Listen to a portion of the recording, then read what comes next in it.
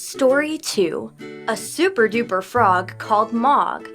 One day, there was a super duper frog called Mog who lived by a super duper pond. He was talking with his friends at the side of the pond when he decided he wanted to go on an adventure. So, the super duper frog called Mog jumped on a super duper lily pad and floated all the way across the super duper pond. When the super duper frog called Mog reached the other side of the pond, he jumped off of the super duper lily pad and onto the banking at the other side. "I made it to the other side of the super duper pond," said the super duper frog called Mog. The super duper frog called Mog saw a super duper hill in front of him and decided he wanted to climb the hill.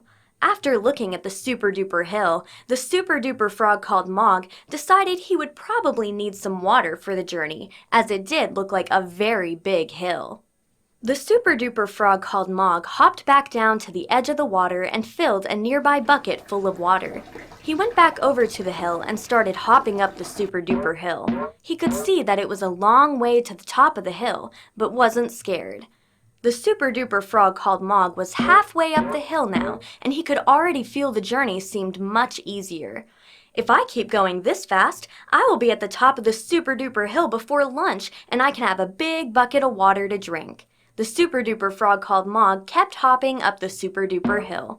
"Yes, I made it!" shouted the super duper frog called Mog. "Now I can have my bucket of water and go back to my friends on the other side of the pond," he said. Mog looked down to his bucket and was about to take a drink when he noticed that the bucket, which was full of water, now had none left. Whilst the super duper frog called Mog was hopping up the hill, he had spilt all of the water out of his bucket.